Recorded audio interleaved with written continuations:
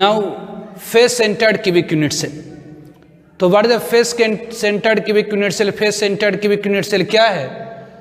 तो शॉर्ट में से कहते हैं FCC unit cell. Face centered cubic unit cell, इसी को शॉर्ट में क्या कहते हैं? FCC unit cell. तो cubic type unit cell, face centered cubic unit cell क्या है? तो cubic type unit cell in which atoms are present at each corner and each face center of unit cell is called face centered cubic unit cell. एक cubic type unit cell जिसमें atom cube के प्रत्येक corner पर है, मतलब 8 corner पर है। ये एटम यहाँ 8 कॉर्नर पर है और 6 फेसेस पर है, मतलब एक लेफ्ट फेस, एक राइट फेस, एक फ्रंट फेस, एक रियर फेस, एक टॉप फेस, एक बॉटम फेस। तो एक क्यूबिक टाइप यूनिट सेल जिसमें एटम क्यूब के प्रत्येक कॉर्नर और प्रत्येक फेस के सेंटर पर मौजूद होता है। एक क्यूबिक टाइप यूनिट सेल जिसमें एटम क्यूब के प्रत्येक कॉर्नर और प्रत्येक फेस के सेंटर पर मौजूद होता, उसे हम लोग कहते हैं face centered cubic unit cell. Cubic type unit cell in which atoms are present at each corner and each face center of unit cell is called face centered cubic unit cell। Cubic type unit cell जिसमें atom cube के प्रत्येक corner और प्रत्येक face के centre पर मौजूद होती है, उसे हम क्या कहते हैं? तो face centered cubic unit cell. Obviously solid having FCC unit cell, वह सॉलिड जो हमें एफसीसी यूनिट सेल देता है, उसमें जो लेयर की अरेंजमेंट होती है एबीसी टाइप होती है, याद रखिएगा। वह सॉलिड जो हमें face centered cubic unit cell देता है, उसमें एटम्स की arrangement layer wise ABC type होता है। इसे आप 3D फिगर में देख सकते हैं, इसे आप 3D फिगर में देख सकते हैं कि ऑब्वियसली इसमें जो एटम की अरेंजमेंट है एफसीसी में वो एबीसी टाइप है। ऑब्वियसली एक लेयर है, ऑब्वियसली एक लेयर है ऑब्वियसली ट्रायंगुलर टाइप का है, फिर उसके ऊपर हेक्सागोनल टाइप का, फिर ट्रायंगुलर टाइप का है, लेकिन वो अपोजिट करके ट्रायंगल हो गया है। तो ऑब्वियसली सिंपल याद रखें कि वह सॉलिड ना फिगर है थोड़ा सा 3D कॉम्प्लिकेटेड टाइप का, क्योंकि इसमें 3 डिफरेंट टाइप ऑफ अरेंजमेंट आ जाती है। तो वह सॉलिड जो हमें एफसीसी यूनिट सेल देता है, उसमें एटम्स की अरेंजमेंट लेयर वाइज कैसे होती है? तो एबीसी टाइप होती है। जैसे सिंपल क्यूबिक में ए टाइप होती है, बीसीसी में एबी टाइप होती है, जबकि एफसीसी में क्या होता है? एबीसी, मतलब 3 एक लेयर, फिर दूसरा लेयर, फिर तीसरा लेयर, फिर पहला लेयर, फिर दूसरा लेयर, फिर तीसरा लेयर, फिर पहला लेयर, दूसरा लेयर, तीसरा लेयर। तो इसमें याद रखेंगे कैसा लेयर का अरेंजमेंट होता है? तो एबीसी टाइप होती है। ठीक है, एफसीसी को हम लोग आगे कहेंगे क्यूबिक क्लोज पैकिंग भी कहा जाता है, इसे नोट कर लीजिए पहले। Now real arrangement of atoms in FCC unit cell. FCC unit cell में एटम्स की रियल अरेंजमेंट, मतलब एफसीसी यूनिट सेल कैसा दिखता है, रियल में कैसा दिखता है? तो बी कॉन्सिडर, हमने कॉन्सिडर करा एटम्स। एटम जस्ट समझाने के लिए बता रहा हूं कैसे एफसीसी यूनिट सेल में एटम दिखता है। तो हमने कॉन्सिडर करा है वाट, तो ये 5 एटम, ये पी, ये क्यू, ये आर, ये एस बीच में वो है। ये क्या? तो ये पी क्यू आर एस बीच में वो है। 5 एटम सोचिए या 5 सेबे सोचिए कि ये पी है, ये क्यू है, ये आर है, ये से बीच में वो है। पी के ऊपर पी डैश के रख दिए, क्यू के ऊपर क्यू डैश, आर के ऊपर आर डैश, एस के ऊपर एस डैश, ओ के ऊपर ओ डैश रख दिए। अब ध्यान दीजिए ये 5 एटम, ये पी क्यू आर एस, यो एक फ्रेम में बंधा हुआ है। मैंने ये समझे कि ये इससे चिपका है, इससे चिपका है, इससे चिपका हुआ है, ये दोनों चिपका हुआ है, ये दोनों चिपका हुआ है, चिपका हुआ है, ये आपस में चिपका हुआ, आपस में चिपका हुआ, आपस में चिपका हुआ है। उस तरह से एक और 5 एटम का सेट देखिए, ये है, ये इसमें चिपका हुआ है, इसमें चिपका हुआ है, इसमें चिपका हुआ, इसमें चिपका हुआ। तो ये P है, ये Q है, ये R है, A से बीच में वो है। ये P है, ये Q है, ये R है, ये A से बीच में वो है। अब इस फ्रेम को उठाकर इसके ऊपर रख दीजिए, है ना, इसे उठाकर इसके ऊपर रख दीजिए। मतलब ये P Q R S O वाला जो फ्रेम है, इसके ऊपर P dash Q dash R dash S dash O dash वाला फ्रेम है। अब करिए क्या? तो फ्रंट फेस पर, अगला वाला जो फेस है, फ्रंट फेस पर एक एटम को इंसर्ट कर दीजिए, फिर रियर फेस पर एटम को इंसर्ट कर दीजिए, फिर लेफ्ट फेस पर एटम को इंसर्ट कर दीजिए, फिर राइट फेस पर एटम को इंसर्ट कर दीजिए। समझने कि क्या हुआ? तो ये 5 एटम, ये P है, ये Q है, ये R है, A से बीच में है। ऑब्वियसली ये P के ऊपर P डैश है, Q के ऊपर Q डैश, R के ऊपर R डैश, S के ऊपर S डैश, O के ऊपर O डैश है। तो ऊपर वाले फेस, नीचे वाले फेस पर तो एटम हो गया। फ्रंट फेस पर नहीं तो एक फ्रंट फेस से एटम को इंसर्ट कर दीजिए, एक रियर फेस से एटम को इंसर्ट कर दीजिए, एक लेफ्ट फेस पर एटम को इंसर्ट कर दीजिए, एक राइट फेस पर एटम को इंसर्ट कर दीजिए। ठीक है, तो इंसर्ट कर देंगे तो कैसा दिखेगा, आप देखिए कैसा दिखेगा, दिख रहा कैसा दिख रहा।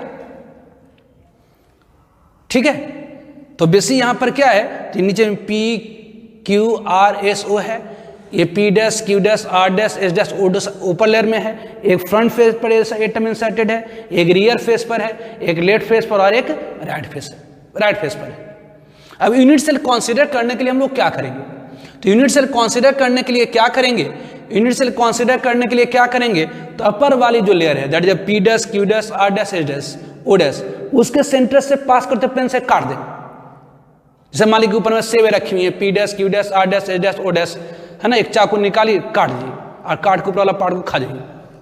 ठीक है, अब नीचे में जो लेयर है P Q R S O, नीचे वाले लेयर के सेंटर से पास करते प्लेन से काट दीजिए और नीचे से आधा आधा निकाल करके सब खा जाइए।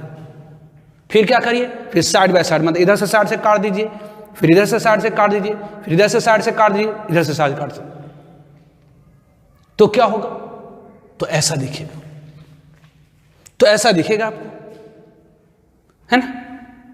क्या करा आपने, तो ये P Q R S O है, P के ऊपर P डैश, Q के ऊपर Q डैश, है ना, P के ऊपर ये P Q R S O है, P के ऊपर P डैश, Q के ऊपर Q डैश,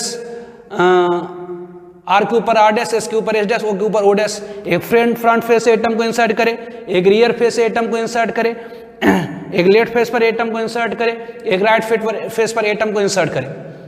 तो एफसीसी यूनिट सेल कंसीडर करने के लिए अपन अपर लेयर को कट करे, लोअर लेयर को कट करे, फिर साइड बाय साइड कट करे, तो हमें क्या मिला, तो ये face centered cubic unit cell. तो इस क्यूबिक यूनिट सेल में देख सकते हैं कि प्रत्येक कॉर्नर पर 1 एटम का 1/8 पार्ट है, प्रत्येक कॉर्नर पर 1 एटम का 1/8 पार्ट है और प्रत्येक फेस के सेंटर पर हाफ पार्ट है। तो इस यूनिट सेल में आप देख सकते हैं कि प्रत्येक कॉर्नर पर 1 एटम का 1/8 पार्ट है और प्रत्येक फेस पर हाफ पार्ट है। तो हम याद रखते हैं क्या कि इन क्यूबिक यूनिट सेल, याद रखिएगा, in cubic unit cell at each corner, cubic unit cell में प्रत्येक कॉर्नर पर 1 एटम का 1/8 पार्ट ऑक्युपाई करता है। क्यूबिक यूनिट सेल में प्रत्येक कॉर्नर पर 1 एटम का 1/8 पार्ट ऑक्युपाई करता है और प्रत्येक फेस के सेंटर पर हाफ पार्ट ऑक्युपाई करता है, मतलब एक एटम का आधा। कि आधा कहाँ गया जी, तो दूसरे यूनिट सेल में शेड होता है। एक्चुअली एटम कटा हुआ नहीं होता, ये हमारी एजम्पशन है, ये हमारी सोच है, जस्ट यूनिट सेल कंसीडर करने के लिए। यूनिट सेल क्या होती है, तो क्रिस्टलाइन सॉलिड का वह सबसे छोटा सा पार्ट जिसकी प्रॉपर्टी पूरे सॉलिड की प्रॉपर्टी के समान हो जाए। तो ध्यान रखेंगे क्यूबिक यूनिट सेल में प्रत्येक कॉर्नर पर 1 एटम का 1/8 पार्ट और प्रत्येक फेस के सेंटर पर हाफ पार्ट होता है। तो अगर Z number of atom per unit cell है, तो अगर एक यूनिट सेल में एटम की संख्या जेड है तो जेड इक्वल टू क्या हो जाएंगी, तो 1 कॉर्नर पर 1 एटम की 1/8 पार्ट, 1 कॉर्नर पर 1 एटम की 1/8 पार्ट, तो 2 कॉर्नर पर 2 × 1/8, 3 कॉर्नर पर 3 × 1/8, 4 कॉर्नर पर 4 × 1/8, तो 8 कॉर्नर पर 8 × 1/8। उसी तरह से प्रत्येक फेस पर हाफ पार्ट, तो 1 फेस पर हाफ, 2 फेस पर 2 × हाफ, 3 फेस पर 3 × हाफ, 4 फेस पर 4 × हाफ। तो क्यूब में कितनी फेसेस होती हैं, तो 6, एक ऊपर एक नीचे, एक दाएं एक बाएं, एक आगे एक पीछे, तो 6 × हाफ, मतलब ये 1 + 3 मतलब 4। तो याद रखनी है कि एफसीसी यूनिट सेल में जेड की वैल्यू कितनी होती है, तो 4। जैसे सिंपल क्यूबिक में याद रखना जेड की वैल्यू 1, बीसीसी में जेड की वैल्यू कितनी, तो 2 और एफसीसी में जेड की वैल्यू कितनी, तो 4। ठीक है, तो इसको आप जस्ट देख लीजिए और ये याद रखिए कि जेड की वैल्यू कितनी होती है एफसीसी यूनिट सेल में, तो 4।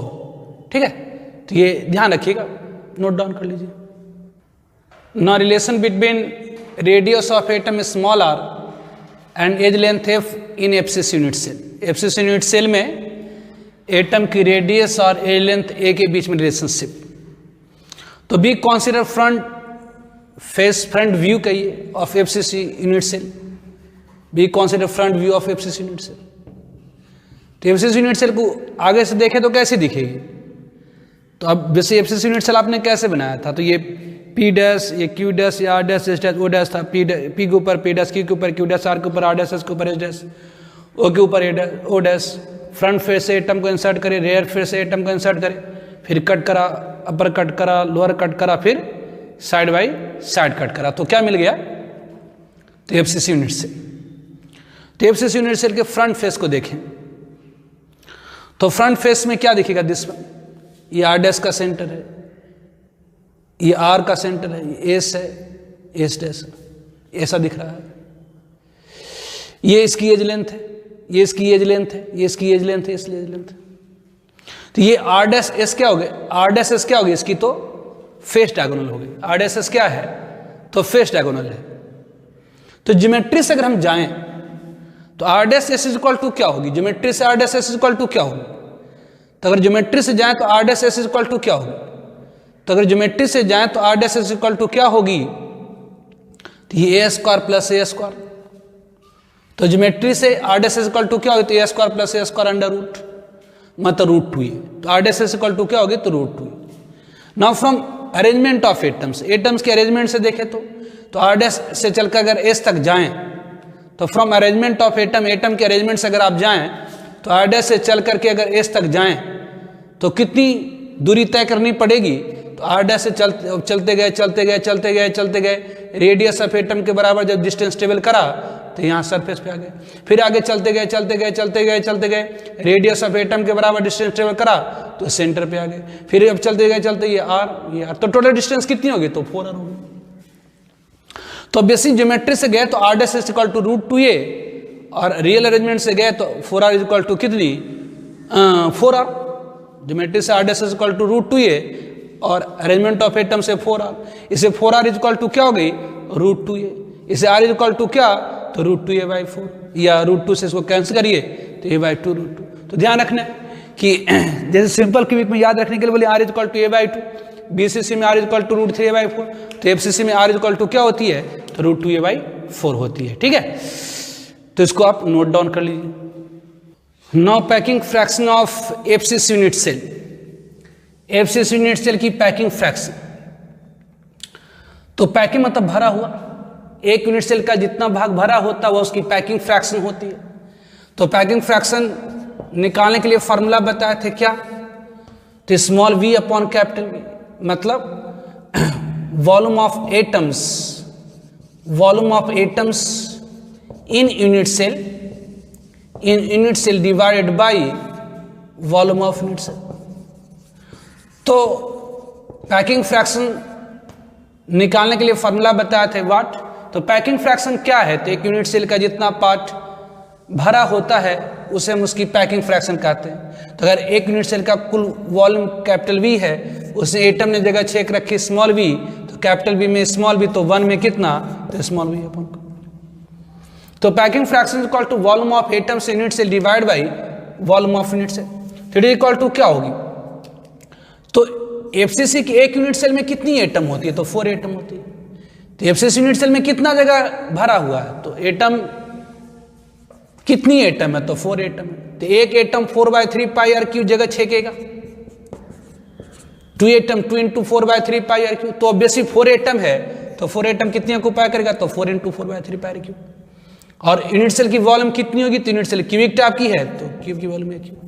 तो this imply packing fraction equal to क्या हो गई, तो अच्छा ध्यान दीजिए, since in FCC unit cell, FCC unit cell में since in FCC unit cell में क्या होगी, तो आपने पढ़ा है कि r is equal to root 2a/4 होती है, मतलब ये a अपॉन 2 रूट 2 होती है। इसीलिए a इज इक्वल टू क्या हो जाएंगी, तो 2 रूट 2। तो यहां पर पुट कर दिए, इसलिए पैकिंग फ्रैक्शन इक्वल टू क्या होंगी, तो ये पैकिंग फ्रैक्शन इक्वल टू क्या हो जाएंगी, तो 4 × 4/3 पाई आर क्यू डिवाइडेड बाई ये क्यू की जगह पर आप कितना पुट करेंगे, तो 2 रूट 2 आर का होल क्यू। तो आर क्यू कैंसिल, तो पैकिंग फ्रैक्शन इक्वल टू 16/3 ये पाई इंटू ये आर दूनी 16, 16 रूट 2 अपॉन सॉरी ये 1 अपॉन कितना, तो 16 ये रूट 2 हो गई आर क्यू, ये हो गया जी आपका। तो ये 16 से 16 आपका कैंसिल हो गया, आर क्यू ऊपर नीचे कैंसिल कर दिए। तो पैकिंग फ्रैक्शन इक्वल टू कितनी हो गई, तो ये पाई अपॉन 3 रूट 2, तो पाई की वैल्यू 3.14, ये 3 रूट 2 की वैल्यू 1.414, इसे सॉल्व करेंगे तो 0.74। तो FCC की पैकिंग फ्रैक्शन 0.74 आ रही है। इसका मतलब क्या हुआ? तो FCC की पैकिंग फ्रैक्शन 0.74 आ रही है, इसका मतलब ये हुआ कि FCC यूनिट सेल में 74% स्पेस भरी हुई होती। FCC यूनिट सेल में 74% स्पेस क्या होती? तो भरी होती। तो खाली कितना होता? तो वाइड मतलब इम्पीटी स्पेस प्रेजेंट इन सॉलिड। तो वाइड इज इक्वल टू क्या होगी? तो 1 माइनस पैकिंग फ्रैक्शन मतलब 1 माइनस 0.74 मतलब इज इक्वल टू 0.26। तो याद रखनी है कि FCC की पैकिंग एफिशिएंसी कितनी? तो 0.74 मतलब 74% स्पेस FCC में भरी होती है, और वर्ड मतलब इम्पीटी स्पेस प्रेजेंट इन सॉलिड कितना? तो 26%। ध्यान दीजिए, तीनों टाइप की क्यूबिक यूनिट सेल में, तीनों टाइप की cubic unit cell that is simple cubic, body centered cubic and face centered cubic में सबसे ज़्यादा पैकिंग एफिशिएंसी, सबसे ज़्यादा पैकिंग फ्रैक्शन ऑब्वियसली FCC की होती है। इसलिए FCC को कहा जाता है क्यूबिक क्लोजेस्ट पैकिंग, मतलब क्यूब में जो सबसे क्लोज्ड है, मतलब सबसे ज़्यादा भरा हुआ है। तो FCC में FCC, BCC और सिंपल क्यूबिक में सबसे ज़्यादा कौन भरा हुआ होता है यूनिट सेल? तो FCC। इसलिए FCC का दूसरा नाम CCP भी है। FCC का दूसरा नाम क्या है? CCP मतलब क्यूबिक क्लोजेस्ट पैकिंग। ठीक है, तो नोट कर लीजिए इसको। Now density of unit cell. तो बड़े डेंसिटी क्या है? तो mass per unit volume is called density. बड़े डेंसिटी क्या है? तो mass per unit volume is called density. तो density of unit cell is equal to क्या होगी? तो mass of unit cell divided by volume of unit cell. तो density of unit cell is equal to क्या होगी? तो mass of unit cell divide by volume of unit cell. तो unit cell में क्या है जो उसकी मास होगी? तो कहेंगे जी यूनिट सेल में एटम्स है। यूनिट सेल में क्या है जो उसकी मास होगी? तो कहेंगे यूनिट सेल में एटम है। तो density is equal to mass of atoms unit cell divide by volume of unit cell. तो density is equal to mass of atoms unit cell divide by volume of unit cell. तो अगर मान लें कि एक atom की mass capital M, आपको मैंने बताया था कि किसी भी एलिमेंट के एक एटम की मास कितनी होगी? तो एटॉमिक मास में mu लगा दीजिए। जैसे 1 एटम सोडियम की मास कितनी? तो 23 mu। 1 एटम मैग्नीशियम की मास कितनी? तो 24 mu। 1 एटम एल्युमिनियम की मास कितनी? तो 27 mu। 1 एटम कैल्शियम की मास कितनी? तो 40 mu। तो किसी भी एलिमेंट की 1 एटम की मास अगर निकालनी है तो एटॉमिक मास में mu लगा दीजिए। तो मान लेते हैं कि एक एटम की mass capital M mu, 1 mu इक्वल टू 1/Na ग्राम। तो capital M into 1/Na gram. तो यदि यूनिट सेल में एक एटम होती तो मास होता इतना, 2 एटम होती तो मास होता 2 इंटू इतना, 3 एटम होती तो मास होगा 3 इंटू इतना। अगर Z एटम है तो मास हो जाएगी Z into capital M upon Na ग्राम। चूंकि यूनिट सेल क्यूबिक टाइप की है तो क्यूब की वॉल्यूम कितनी होती है? एक ही होती है। तो यहाँ ग्राम अगर हम क्यूबिक सेंटीमीटर लिखना चाहें तो आपको ध्यान रखना होगा कि एज लेंथ हमेशा सेंटीमीटर में लीजिएगा। तो एक फॉर्मूला होगी D is equal to ZM upon Na AQ gram पर क्यूबिक सेंटीमीटर, जहां पर Z क्या है? तो number of atoms per unit cell, मतलब एक यूनिट सेल में एटम की संख्या। दैट इज सिंपल क्यूबिक के लिए 1, BCC के लिए 2 और FCC के लिए 4। M क्या है? तो एटॉमिक मास है। Na क्या है? तो वोगाड्रो नंबर है। A क्या है? तो एज लेंथ है, लेकिन किसमें पुट करिएगा? तो सेंटीमीटर। क्यों? क्योंकि यहाँ ग्राम पर क्यूबिक सेंटीमीटर आपने लिया। Now coordination number of atom in FCC unit cell. तो FCC यूनिट सेल में एटम की कोऑर्डिनेशन नंबर कितनी होती? तो 12 होती। जैसे कोई भी फेस का एटम आप ले लीजिए, जैसे इस फेस का ले लीजिए, ध्यान दीजिए प्रत्येक फेस के सेंटर पर हाफ होता है। तो इस फेस पर जो एटम है, इस फेस पर जो एटम है वो किस किस को टच कर रहा है? कि जी इस फेस पर जो एटम है वही एक एटम इसको टच करेगा। हाफ ही है कि बाकी हाफ कहाँ गया? तो बाकी जो हाफ होगा इसके बगल वाले यूनिट सेल में होगा, बाकी जो हाफ होगा ये बगल में भी। ध्यान दीजिए एक कॉर्नर पर 1 एटम का, एक कॉर्नर पर 1 एटम का, एक कॉर्नर पर 1 एटम का, एक कॉर्नर पर 1 एटम का 1/, एक कॉर्नर पर 1 एटम का, एक कॉर्नर पर 1 एटम का 1/8 पार्ट होता है। एक कॉर्नर पर 1 एटम का 1/8 पार्ट होता है। एक कॉर्नर पर 1 एटम का 1/8 पार्ट होता है, एक है ना। तो बाकी 7/8 पार्ट कहाँ को? तो अदर यूनिट सेल में शेयर होता है। तो अगर हम इस फेस पर लें तो इस फेस पर आधा इसकी इस यूनिट सेल में है, जो सॉलिड लाइन से ड्रॉ करें, और हाफ इस यूनिट सेल में। तो ऑब्वियसली अगर आपसे पूछा जाए कि जैसे कि फेस पर जो एटम है ये किस किस को टच करेंगे जी, तो ये जो फेस पर एटम वो किस किस को टच करेगा, तो ये एक इसको टच करेगा, एक इसको टच करेगा 2, एक इसको टच करेगा 3, ये 4, तो 4 इस यहाँ पर टच करेगा। फिर उसी तरह से इस फेस पर जो एटम उसको भी टच करेगा, अंदर घुसा हुआ है ना, तो ये इसको भी टच करेगा, ये इसको भी टच करेगा, है ना, इसको भी, मतलब ऊपर वाले फेस वाले को, जैसे इस तरह से एटम है तो ये ऊपर वाले इस फेस पर एटम उसको भी टच करेगा, नीचे वाले फेस पर एटम उसको भी टच करेगा, इधर वाले फेस पर एटम उसको भी टच करेगा, इधर वाले फेस पर एटम उसको भी टच करेगा। तो ये 4 यहाँ पर टच करा, 4 यहाँ पर टच करा, और बाकी जो 4 होगा यहाँ पर ये ऊपर वाले फेस पर टच करेगा, नीचे वाले फेस पर टच करेगा, ये आगे वाले फेस पर टच करेगा, और ये पीछे वाले, मतलब इस फेस पर जो एटम वो किस किस को टच करा, तो 4 तो यहाँ टच करा, 4 यहाँ पर, एक ऊपर वाले फेस, एक नीचे वाले फेस, एक आगे वाले फेस, एक पीछे वाले फेस, उसी तरह से ऊपर वाला फेस यहाँ, नीचे वाला फेस, ये पीछे वाला फेस, ये आगे वाला फेस, तो टोटल कितने एटम को टच करा, तो 4 यहाँ पर, 4 यहाँ पर, 4 यहाँ पर, मतलब 12। तो ध्यान रखेंगे कि जैसे सिंपल क्यूबिक यूनिट सेल में एटम की कोऑर्डिनेट्स नंबर 6 होती है, बीसीसी में 8 होती है, और एफसीसी में कितनी होती है, तो 12 होती है। ठीक है।